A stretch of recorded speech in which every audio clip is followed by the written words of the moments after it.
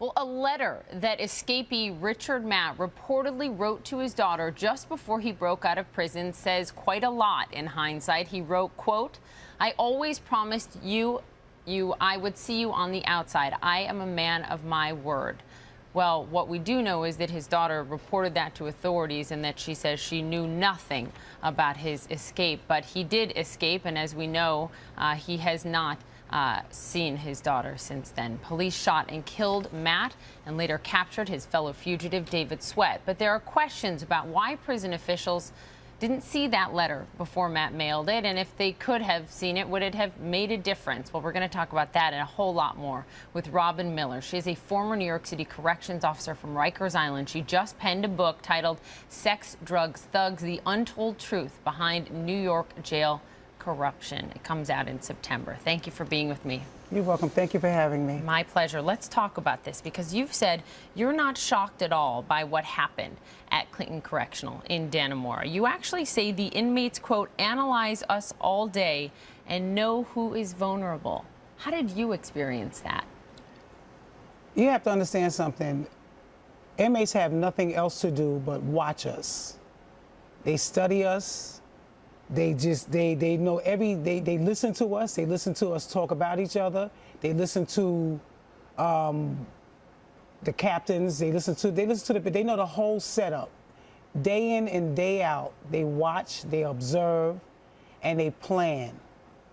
An inmate is always planning their escape. The conditions in the jail are so bad that they want to get out. So on a daily basis, they're constantly planning how they're going to break out. What we have learned is that the New York State prison policy is that they don't read outgoing inmates' mail unless a superintendent deems that that person is a risk. So now we know, according to the Buffalo News, that Richard Matt sent this letter to his daughter days before he escaped saying, "I'll see you on the outside. I always said that I would." Do you think that's a policy that needs to change, or is that something you would expect to hear from sort of someone who's desperate? That's false. They read all the outgoing mail. That's not, our Gene Casares reported with us yesterday, that is not the policy right now, within the New York State prison system. They don't read all the outgoing mail. They didn't read Matt's outgoing mail because he was in the honor block. But I know personally, because my nephew's incarcerated, and they read all his outgoing mail. So you wonder how someone got into the honor block who had killed 2 people and escaped from prison before. What does that say about the system? Well, the system is broken. The system needs to be fixed.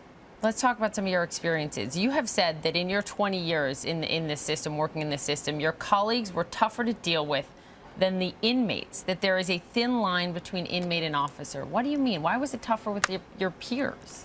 Well, when it came to the inmates would listen to me. As long as you respect them and you demand respect and you draw a line in the sand, they'll do whatever, and as long as you do your job, they'll do whatever you ask them to do.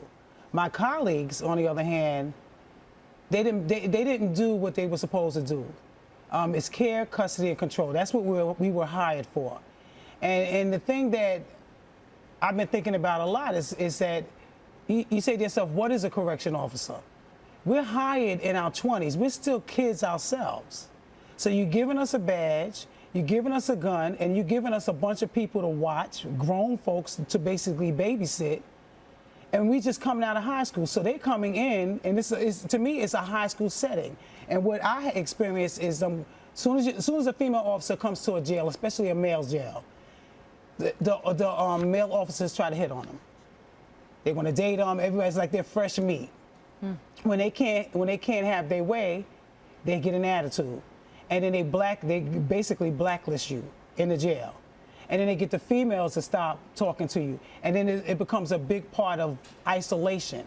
So I had to deal with coming to work every day, dealing with a bunch of coworkers, with the gossip. It's just like any other job. See, we don't want to generalize, right, this whole industry, right? Because no, a lot of people doing hard work. Yeah. Not everyone. Final question before I let you go. How do you change things then, Robin? You had so much time in the system. You're writing a book about it now. How do things change?